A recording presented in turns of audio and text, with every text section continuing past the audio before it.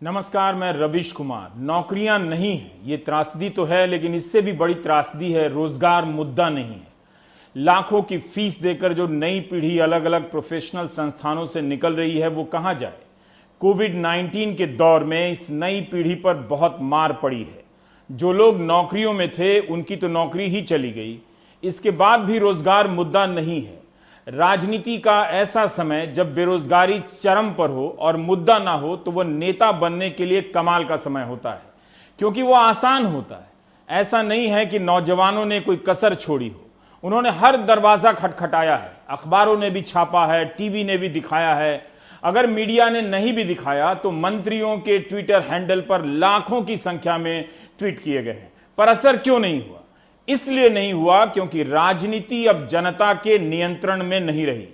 इसका मतलब यह हुआ कि जनता नहीं तय कर पा रही है कि नेता या मंत्री क्या बात करें, बल्कि माहौल बनाने का सिस्टम तय करता है कि जनता किस पर बात करेगी। इसलिए नौजवानों की संख्या भले करोड़ों में हो, मगर यह संख्या अब किसी काम की नहीं है। नौजवानों को यह बात समझ में आ रही है कि लाखों की संख्या में ट्रेंड कराने और अनगिनत मैसेज भेजने के बाद भी कुछ नहीं होता है। दरअसल भारत की राजनीति में युवाओं का हर प्रकार का रोल समाप्त हो गया है, सिर्फ वायरल और फॉरवर्ड करने को छोड़कर। देश का नौजवान रोजगार के मुद्दे को लेकर रेल मंत्री के ट्विटर हैंडल पर रोज संघर्ष कर रहा है। 3 जुलाई को जब पीयूष गोयल ने ट्वीट किया कि कोरोना आपदा के बाद देश में स्थिति सामान्य होने लगी है, औद्योगिक क्षेत्रों में कामगारों का लौटना शुरू हो गया है, साथ ही चलने वाली ट्रेनों में बुकिंग 100% से भी अधिक है, तो आप उस ट्वीट के नीचे आए कमेंट को देख सकते हैं। नौजवानों के ऐसे कमेंट का शायद ही मंत्री जी जवाब देना चाहेंगे, लेकिन मार्च 2019 में रेलवे ने NTPC non technical popular category की वैकेंसी के फॉर्म भरे गए थे जो फरवरी में निकले थे। उसके बाद से ये नौजवान रोज पूछते हैं कि पैसे देकर फॉर्म भरा है, परीक्षा कब होगी, ये तो बता दीजिए।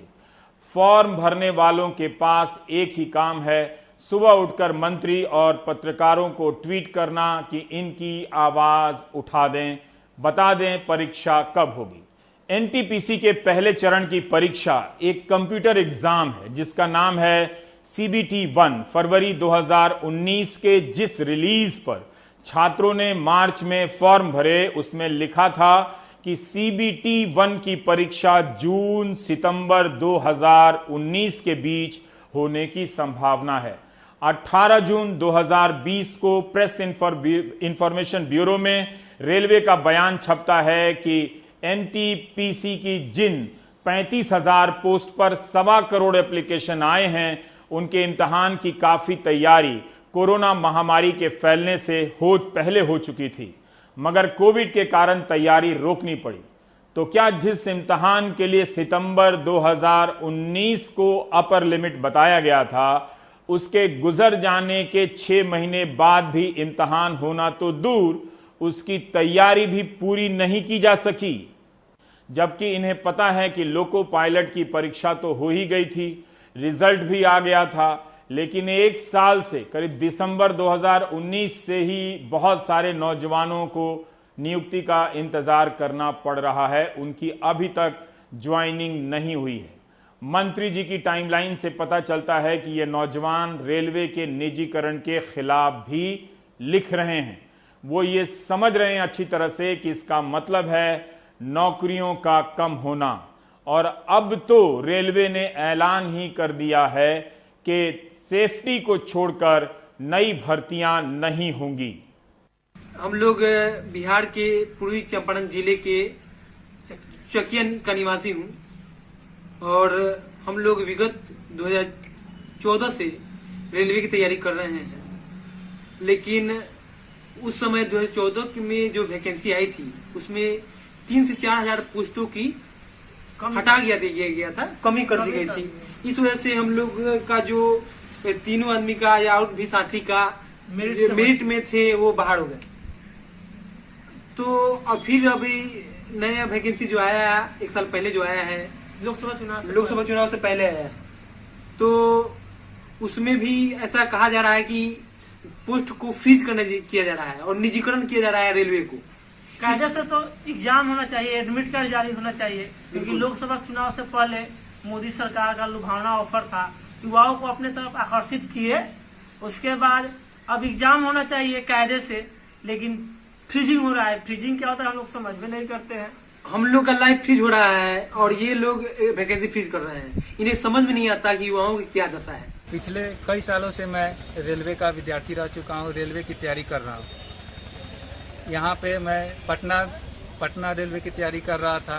पिछले 2-3 महीने से लॉकडाउन हुआ तो मैं यहाँ घर पे चला आया और यहीं मंदिर, मेरे पीछे मंदिर है, चीनी मिल है जो कि चालू नहीं है, पीछे मंदिर है, वहीं पर मैं ग्रुप करता हूँ। और पिछले कुछ दिन पहले नोटिफिकेशन आया कि 150 से ज़्यादा ट्रेन चलेंगी और उसमें कोई वैकेंसीज की पोस्ट नहीं आएंगी। प्राइवेट ट्रेन चलेगी और उसकी कोई वैकेंसीज की पोस्ट नहीं आएगी। अतः सरकार से निवेदन है कि एग्ज़ाम जल्द से जल्द कंडक्ट करवाया जाए और इसका एक्सपेक्टेड डेट था सितंबर-अक्टूबर 2019 और आज 6 जुलाई 2020 आ चुकी है, अभी तक इसका एग्ज़ाम कंडक्ट नहीं हो पाया। One of the fastest growing educational platform for bank, SSC and other competitive exams, Guidely brings to you Guidely Express video course for banking prelims and mains with a lifetime validity. The course content will be provided in both Hindi and English languages. This express course comprises with 600 plus hours of video classes, 1200 plus mock test series, 400 plus PDFs, previous year's pre plus mains question papers for all upcoming banking exams. This video course is created by expert faculties in India who have years of experience and guided thousands of students so far. We will also provide personal guidance in secret Telegram group. You can attend the sessions in both platforms, mobile app and on laptop. And that's not all. If you are selected in the exam, you can get 100% cashback from our end. So what are you waiting for? To enroll in our Express video course, go to this link today.